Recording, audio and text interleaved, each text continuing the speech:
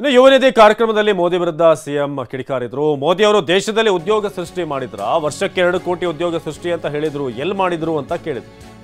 ಯುವನಿಧಿ ಕಾರ್ಯಕ್ರಮದಲ್ಲಿ ಸಿಎಂ ಸಿದ್ದರಾಮಯ್ಯ ಮೋದಿ ಅವರ ವಿರುದ್ಧ ವಾಗ್ದಾಳಿ ನಡೆಸಿದ್ರು. ದೇಶದಲ್ಲಿ ಎಲ್ಲಿ ಉದ್ಯೋಗ ಸೃಷ್ಟಿ ಆಗ್ತಾ ಇದೆ, ವರ್ಷಕ್ಕೆ 2 ಕೋಟಿ ಅಂತ ಹೇಳಿದ್ರು, ಎಲ್ಲಿ ಸೃಷ್ಟಿ ಆಯಿತು? ಮಿಸ್ಟರ್ ನರೇಂದ್ರ ಮೋದಿ ಮಾತಿಗೆ ತಪ್ಪಿಸಿಕೊಂಡಿರೋರು ಯಾರು, ನಾನಾ ನೀವಾ ಅಂತ ಅಲ್ಲಿ ಸಿಎಂ ಸಿದ್ದರಾಮಯ್ಯ ಆಕ್ರೋಶ ವ್ಯಕ್ತಪಡಿಸಿದ್ದಾರೆ. ಮಾತಿಗೆ ತಪ್ಪಿಸಿಕೊಂಡಂತವರು ಮಿಸ್ಟರ್ ನರೇಂದ್ರ ಮೋದಿಜಿ. ನಮ್ಮ ಯುವಕರು ಬರೀ ಮೋದಿ ಮೋದಿ ಮೋದಿ ಅನ್ನೋದೇ ಆಯ್ತು, ದೇಶದಲ್ಲಿ ಮೋದಿಯಷ್ಟು ಸುಳ್ಳು ಹೇಳುವ ಪ್ರಧಾನಿ ಬಂದಿಲ್ಲ ಅಂತ ಹೇಳಿದ್ರು. ನರೇಂದ್ರ ಮೋದಿ ಅವರು ಹೇಳಿದ್ರು ವರ್ಷಕ್ಕೆ 2 ಕೋಟಿ ಉದ್ಯೋಗ ಸೃಷ್ಟಿ ಮಾಡ್ತೀವಿ. ಮಾಡಿದ್ರ?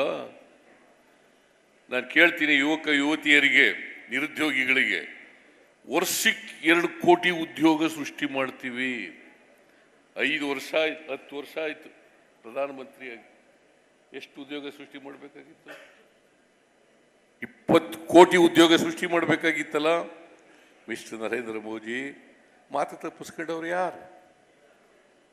ನಾನಾ ನೀವ? ಮಾತು ತಪ್ಪಿಸ್ಕೊಂಡವರು ಮಿಸ್ಟರ್ ನರೇಂದ್ರ ಮೋದಿಜಿ, ನಾವಲ್ಲ.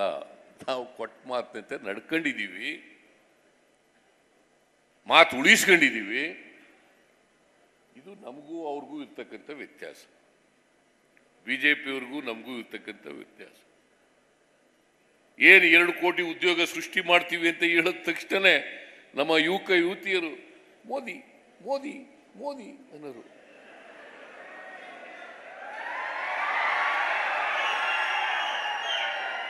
ಮೋದಿ ಮೋದಿ ಮೋದಿ ಕೊಟ್ರ? ಉಳಿಸ್ಕೊಂಡ್ರ? ಉಳಿಸ್ಕೊಂಡ್ರಿ ಏನು ಸುಳ್ಳು ಹೇಳೋದು?